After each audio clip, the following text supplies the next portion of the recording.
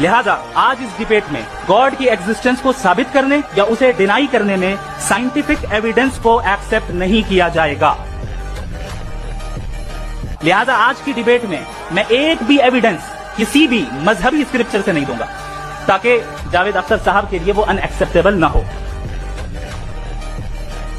تیسرا جو معیار ہو سکتا ہے وہ ہے آبزرویشن. بھائی کوئی کہے کہ ہمیں خدا دکھاؤ، اگر ہے تو دکھاؤ، یا یہ کہ خدا کے ایگزسٹنس پر امپیریکل ایویڈنس دو، تو یہ ہے در حقیقت غلط ٹول کا استعمال کرنا. یہ ایسا ہی ہے کہ جاوید صاحب مجھ سے یہ مطالبہ کریں کہ مفتی صاحب آپ میٹل ڈیٹیکٹر کے ذریعے پلاسٹک ڈیٹیکٹ کر کے دکھائیں. اب چونکہ پلاسٹک ڈیٹیکٹ نہیں ہو پا رہی ہے لہذا plastic does not exist. No, you are using the wrong tool. اس ٹول سے پلاسٹک کو ڈیٹیکٹ نہیں کیا جاتا.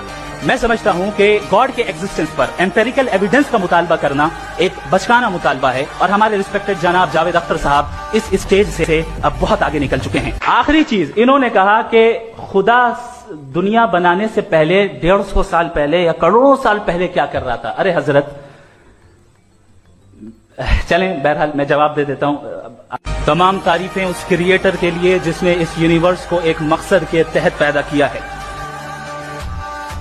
سب سے پہلا اسٹینڈرڈ جسے میں سمجھتا ہوں کہ ہمارے ریسپیکٹڈ جناب جاوید اختر صاحب بڑی تیزی کے ساتھ اس کی طرف لپکیں گے، وہ ہے سائنس.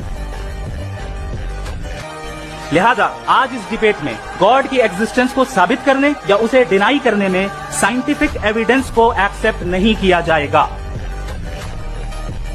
لہذا آج کی ڈیبیٹ میں ایک بھی ایویڈنس کسی بھی مذہبی اسکرپچر سے نہیں دوں گا تاکہ جاوید اختر صاحب کے لیے وہ ان ایکسپٹیبل نہ ہو.